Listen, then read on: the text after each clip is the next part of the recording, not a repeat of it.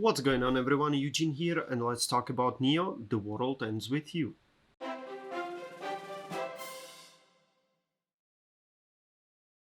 Now the game is co-developed by h.a.n.d and Square Enix, while it's published by the latter. Now the game is a sequel and also kind of remake to the 2007 game The World Ends With You that received a very high praise. Now in the game you control a high school student Rindu who with his friend become part of a strange Reapers game. A strange app appears on their phone telling them what to do and who to battle, while suddenly they're not being recognized by the outside world on different people, except other teams who are also part of this game. Now the app NonStop tells them the missions to complete and also battle noises, or in this case strange monsters, while NonStop reminded by the game masters that the losers in this game pay the ultimate price. Now at the beginning you actually have no idea what's happening, and I must say the story here is the biggest aspect of this game, because honestly you want to find out what's happening, you want to find out how come you're not interacting with other world, how is it possible that suddenly other people are entering the game, and also who is this mysterious man behind it all, and also just what the hell is going on. The gameplay consists of three major parts. First of all, you roam around freely in the Shibuya district of Japan while completing different side missions or puzzles that are provided to you by this app. While also you can go eat or buy some clothes that provide some perks for you and your teammates.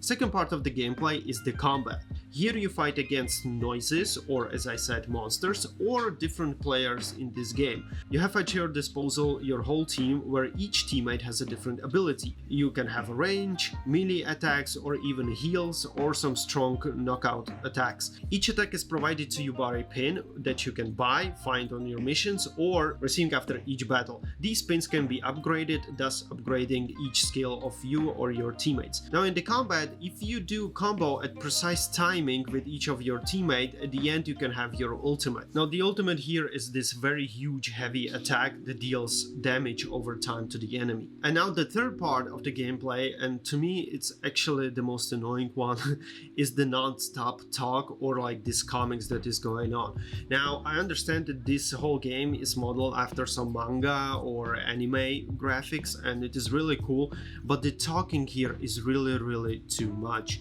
Non-stop when you're running around freely in Shibuya, there are different prompts of side characters that you don't even care or you don't want to interact with, but they still appear and you need to click through all conversations. Also, there are non-stop conversations with your teammates that are not even important to the story, or they do not provide you with any information. They're just regular stuff like, oh, maybe let's go there, oh, that sounds like a great idea, and this is happening over and over again. And I must say, as a gamer who wants to play the game, in most part you're just pressing cross on your controller just to skip through these conversations. Even though you want to progress through the story and want to know what is happening there, from time to time you just get tired of this game, because quite honestly, if I wanted to read something like that, I just pick up a comic book, not a game. Now the graphics of this game, opposite to the first one from 2007, is the fact that it's modeled in 3D. The graphic is actually beautiful, and the Shibuya district of Japan here was modeled after the real one, and you can actually have real places here, like for example statue of the dog Hachiko. I don't know if I pronounced it right, but you know what I mean. Also the other one is here, for example 104 building, which is modeled exactly as 109 building, that is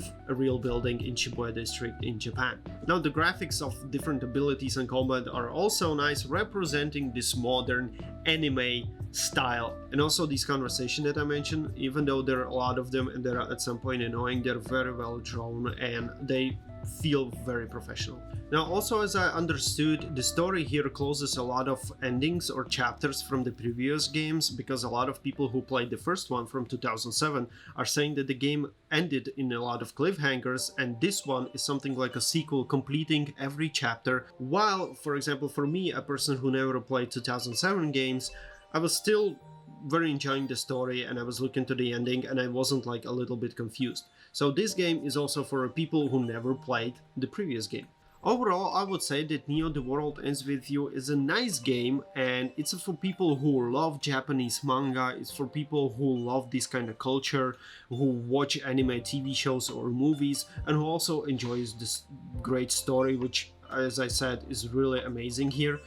At the same time, the combat is very nice, but to people who are more into gameplay and controlling the character and progressing, this will not be for you, because non-stop clicking through all these conversations will really get you annoyed. And considering this game now costs around $50-$60, to people who enjoy gameplay, not for you. To those who just love the anime and you're reading non-stop comic books or different mangas, I would say pick it up. You will enjoy it, because here you read this comic book while at the same time you kind of participate in it, I would say. Yeah, I would say that's it. This is not the game with the story elements. This is a comic book manga with a little bit of gameplay elements. I hope this gave you some idea on what to expect from this title. If you already played it, even if you played it 2007 games, leave the comment down below, let me know what you think.